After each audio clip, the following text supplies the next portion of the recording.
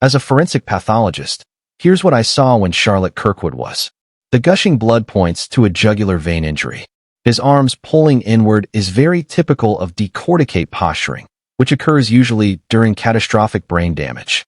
At 200 yards with a rifle, which is what would probably cause that bullets don't just pass through the neck. They would fragment and destroy everything in their path. With that kind of injury, he would have lost consciousness within seconds and survived for less than a minute and probably felt nothing. Law enforcement always finds the SH and violence in response to speech is never justified. The autopsy dropped and folks are saying Charlie Kirk didn't feel a thing.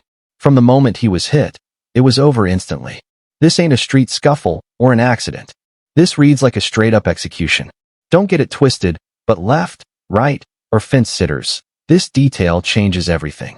But that are telling me that just within 48 hours before Charlie passed away, his top Jewish donors were pulling funding from him, demanding that Charlie take their name off of the building that they had donated to Turning Point. I guess I can figure out who that is. How many people could have donated a building? And then once Charlie was, they said, never mind, put it back on the building. Okay, Charlie himself had alluded to a tremendous loss of money coming in. And we'll speak about that more. More people are going to come out with information. This is all inevitable. Okay, and I'll also point you in this direction.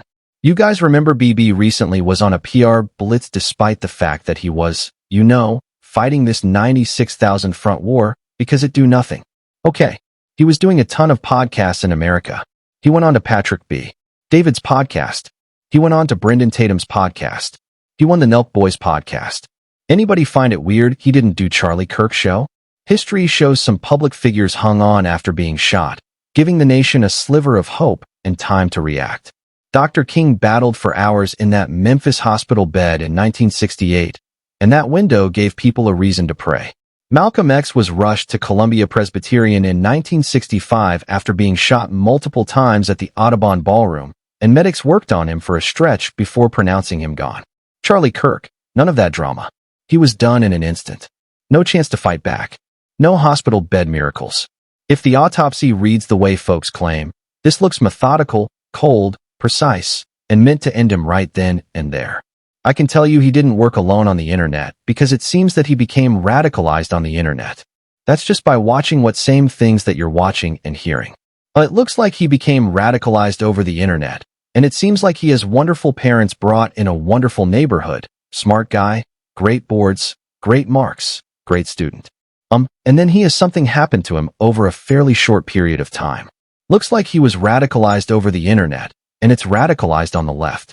He's left a lot of problems with the left, and they get protected, and they shouldn't be protected. But as you understand, I think very well from the tone of your question. Thank you very much. Expect fatal trauma on impact.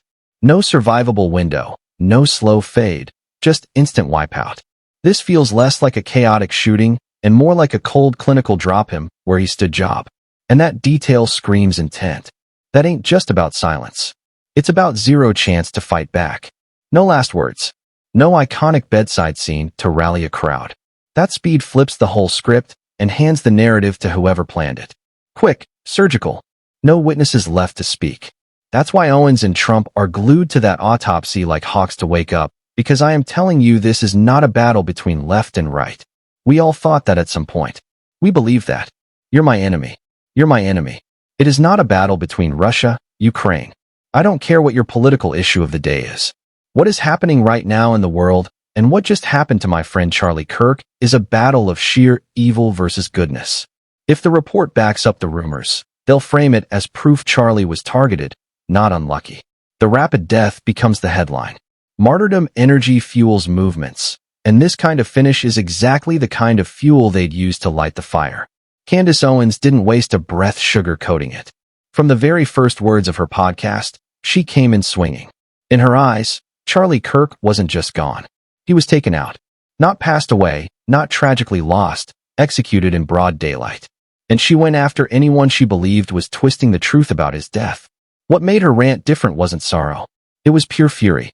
She admitted she cried, something she said she almost never does, and then flipped straight into attack mode, blasting political figures and media voices for using Charlie's story to push their own agendas. She even singled out one major leader by name, accusing him of flat-out lying about Kirk's last letter and trying to spin Charlie into some soldier for his country narrative.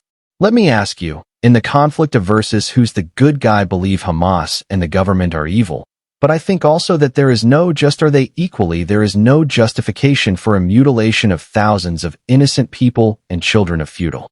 What's going on? There was no justification, Mr. Purr, for invading hospitals, foring innocent populations, and dragging out a war which is damaging in the West. You've made that point. But it's not a point. It's a moral truth, isn't it? Okay. Yeah. It was also a moral truth that the war started because 1,300 Jews more than 200 were taken hostage. And when you declare war on Israel, expect a firestorm in reaction. Let me finish. I'll let you talk. Owens wasn't having it one bit. In her words, Charlie had been under immense pressure, cornered by billionaires and big donors furious over him, giving a platform to dissenting voices. That weight was building up, reaching a breaking point right before his sudden death. Trump jumped in exactly how you'd expect, turning Charlie's death into part of his own "they tried to take me out" saga, claiming the same forces that hit Kirk will come after him next. He straight up cast Charlie as another martyr in the MAGA victim playbook, and that rhetoric hits hard for his base. The visuals did the rest of the work. Ben, some people would accuse of wanting to ethnically cleanse. Some people in the government are saying, again, it's all over the place, right? You have opinions all over. In your opinion, what would a good outcome 5 years from now be? And how does one respond to the claims of ethnic cleansing? So, ethnic cleansing, the idea presumably that population movement is equivalent to ethnic cleansing.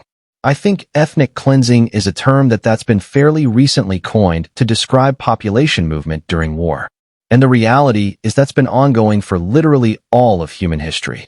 The idea that is quote-unquote forcing people out of the Gaza Strip, that is not the stated policy of the government. The idea is if people want to leave, they can, but they're not being forced to leave.